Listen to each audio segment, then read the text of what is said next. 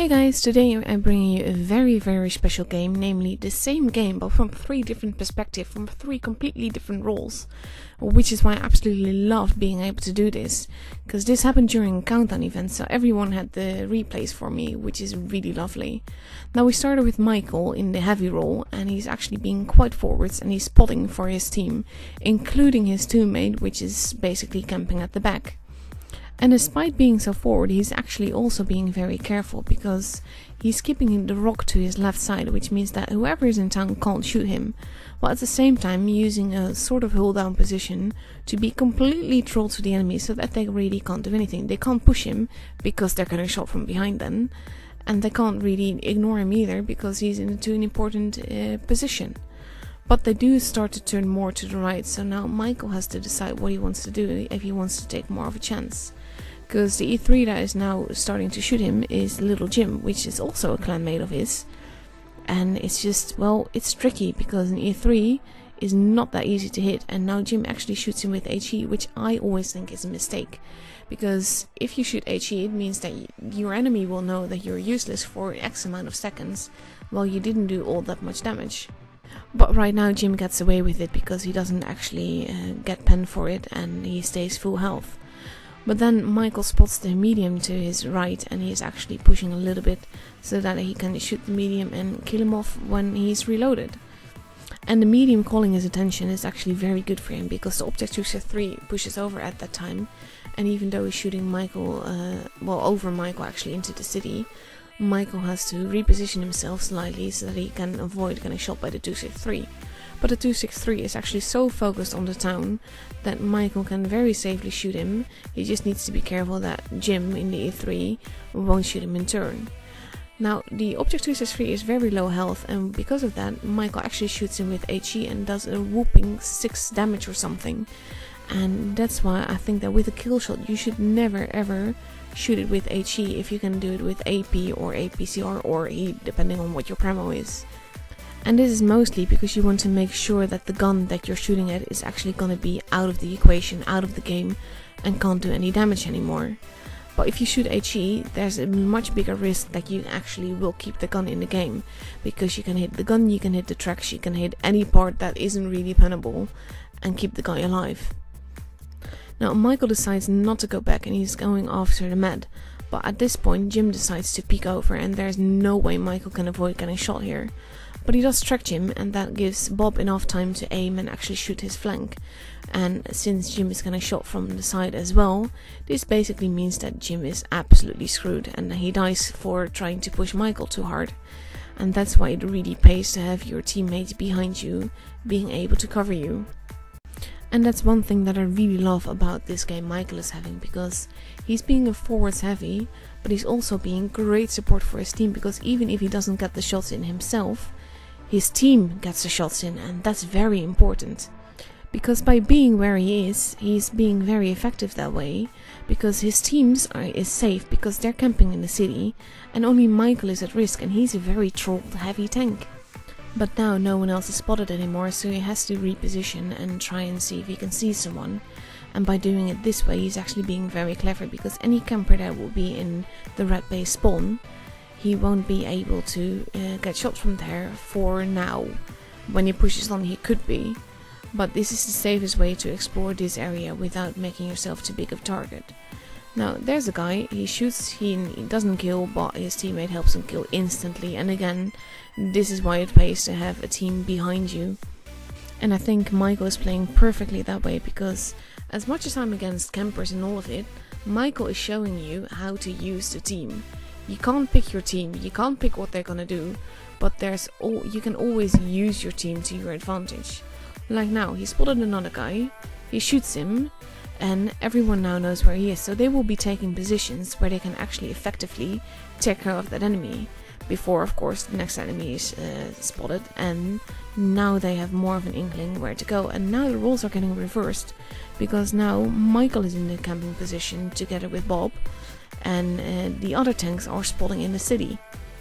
And with Bob staying where he is, Michael actually drives by behind him to see if he can help the heavies, well, the rest of the team in the town.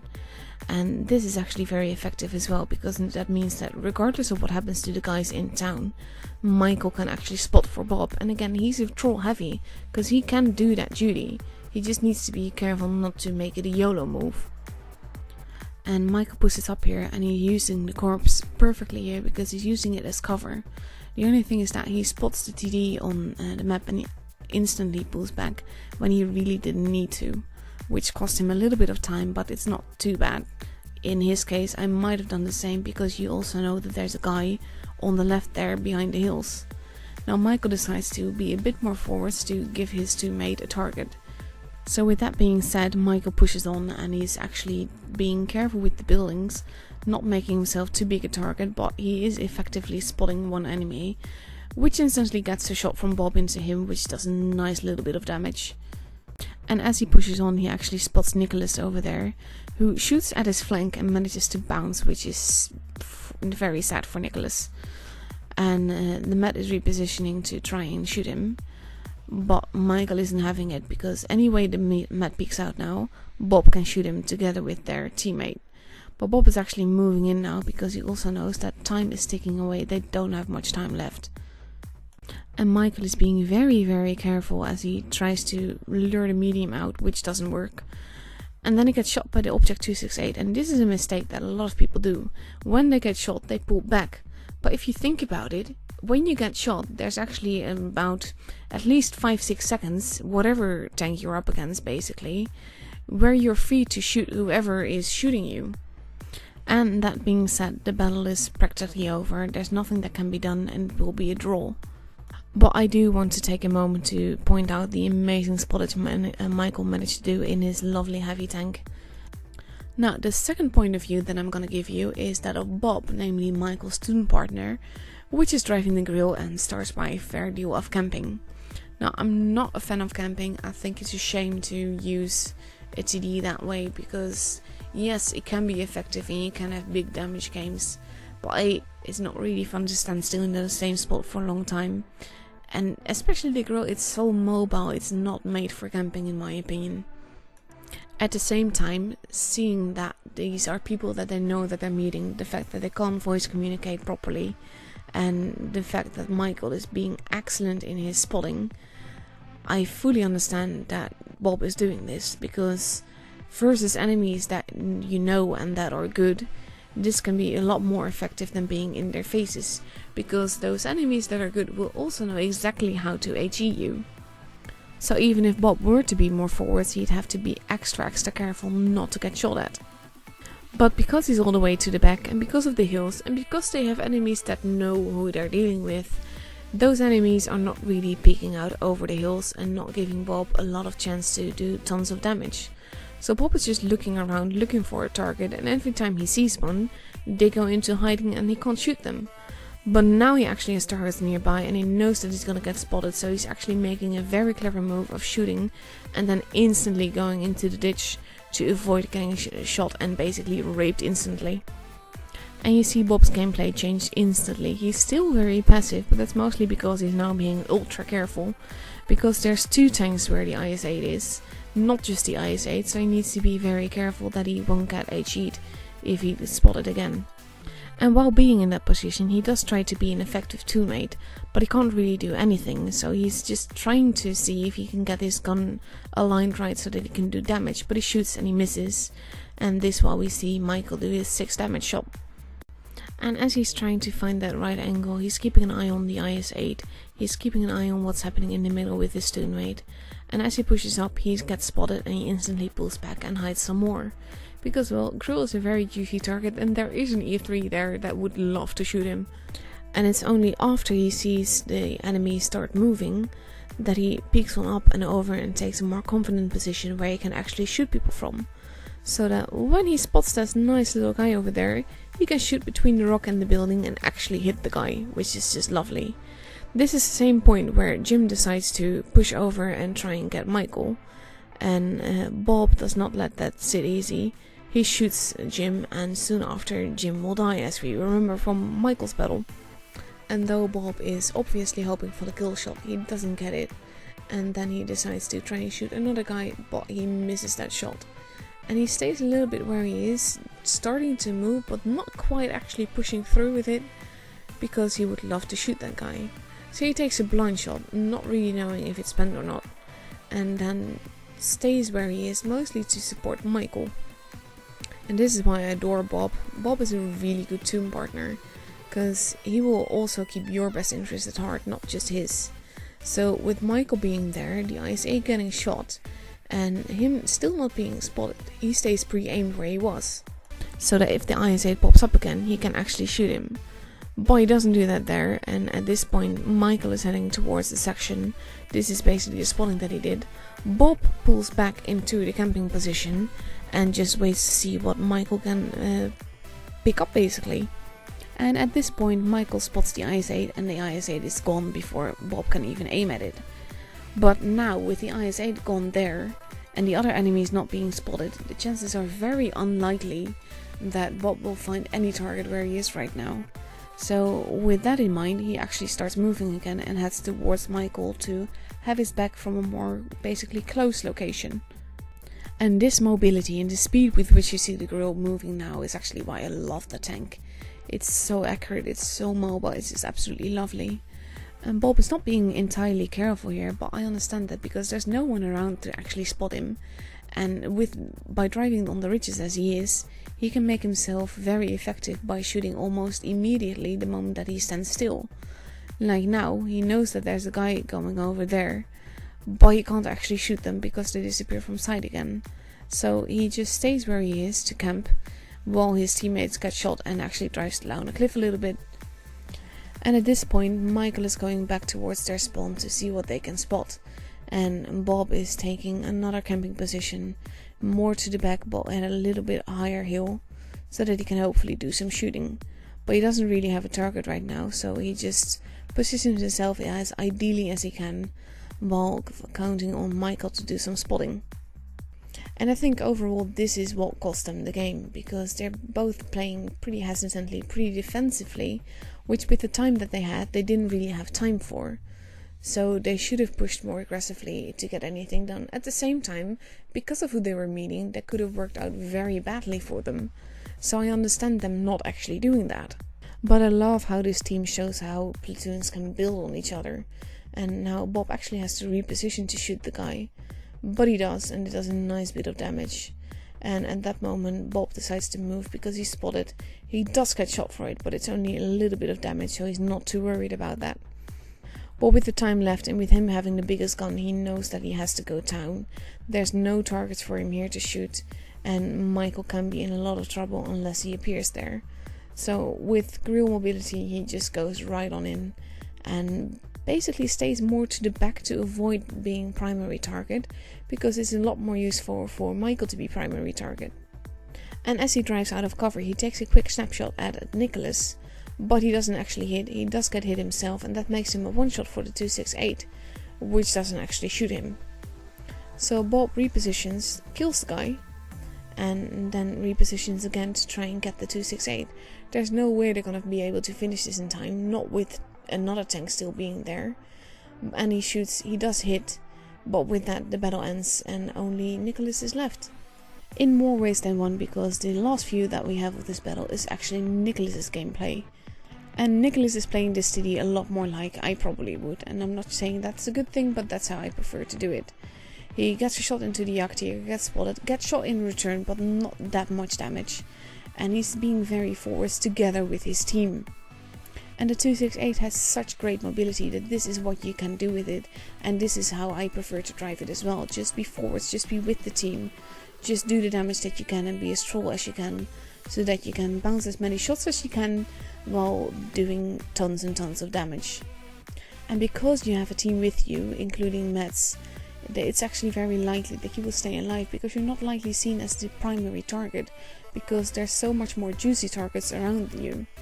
And now Nicolas is being very careful because he knows the Yachtiger is back there and he wants to shoot him, but at the same time Bob has not been spotted, and Bob is a very dangerous tank to have in your enemy team if you don't know where he is.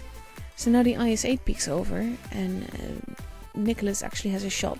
He doesn't hit it, he does take it, but it does no damage, and if he had waited a little bit longer he could have shot the M103, which would have been a lot more effective. Now he can't though, so he waits for another target, shoots, doesn't hit, and then pushes onwards. And I think that if he hit that T-57 both those times, he likely might have won the game with that, because it would have made the T-57 heavy a lot less effective throughout the battle, and it would have meant more damage for basically Nicolas' team. And there's no way to guarantee that he would have been able to take those shots, but that's just frustrating, because you know that if they had penned, it would have been an entirely different battle. And now Nicolas spots the E100 there, and he actually zooms out of sniper mode and shoots, and is quite lucky that he actually hits. Bob has now been spotted, so now he knows where he is, and he knows where not to go in order to avoid getting shot by Bob. But now you have a juicy M103 that is just there. He shoots again out of sniper mode, and again he manages to do it. But that's also because you see that the moment that he actually shoots, he stands still, and then he immediately pulls backwards. But I think Nicolas is being very wary of Bob here, so he actually repositions together with his teammate Lucas, so that they can be effective elsewhere. And they need to do that carefully to avoid getting hit by the camping Bob. So now they decide to push the E100 together, and Nicolas is actually standing at a steep angle, which means that he can barely hit the E100. And the amazing thing is that I have no idea how this shot penned. It really shouldn't have, but he got really lucky that it did, and that it did the damage that it did, because he eventually killed the E100 because of it. Meanwhile, the T-57 Heavy that managed to avoid getting hit by Nicolas twice has managed to kill Jim, and where Lucas just killed the Jagdtiger, the T-57 Heavy managed to dodge another shot. So whereas RNG is very strong with Nicolas for hitting shots that he really shouldn't be able to hit, the RNG is even stronger with the T-57 Heavy and the point of missing them. And at this point Nicolas is a bit more forward. I think he decided to head towards the T-57 Heavy, knowing that he needs to be taken out of the equation, and hoping Lucas can wrap things up on the other side. But now Lucas is actually turning and he's heading towards Nicolas, and Nicolas is playing pretty hesitantly. And I think that's also a key part of what happened in this game, and why it didn't really have a conclusion in the way of a win or a loss. Because both sides have been playing pretty hesitantly overall. Neither didn't really decide or dare to make the push. And as the lucky T-57 Heavy claims not alive, Nicolas actually turns to try and shoot Michael, but he doesn't pen the shot. And I think that cost him as well. So far Nicolas has used the mobility of the 268 very, very well, and he continues to use it by going into the direction that Michael isn't at, because either Bob will be camping on his own, or Bob will be behind Michael, which would mean a lot of trouble for Nicolas and Lucas. Meanwhile, the T-57 Heavy that wouldn't be alive if Nicolas had actually penned all the shots in him, is trying to shoot the object 704 that's behind the 268 and Lucas. And this is where the T-57 Heavy finally starts taking damage. Now Nicolas pre-aims to make sure that he actually pens the guy, and he gets a shot in, but then he immediately pulls back because they don't know where Bob is. And now the T-57 Heavy is a one shot, but Lucas has to be careful because he's in a tricky position, especially when you see Michael over there, and especially when you know that Nicolas is on the other side of the base, which luckily the enemy doesn't know. And Nicolas actually tells Lucas to go back, but Lucas doesn't really have the position to do that, because wherever he is camping, Bob is likely in a position that he can shoot Lucas whenever he pokes out, and we know for a fact that he actually is. So while Nicolas is pushing forwards and Michael is pushing Lucas into hiding, Lucas actually hides in a spot where he gets shot by the grill, which doesn't really help.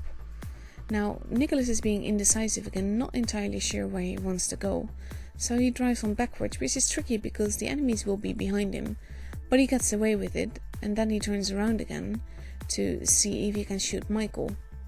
Because with Bob spotted, he knows where Bob is, so he doesn't need to worry about that. And he bounces on Michael over there, and this is mostly because it's a barely aimed shot, which I understand because Michael was pulling back, but yeah, that is why it didn't pen.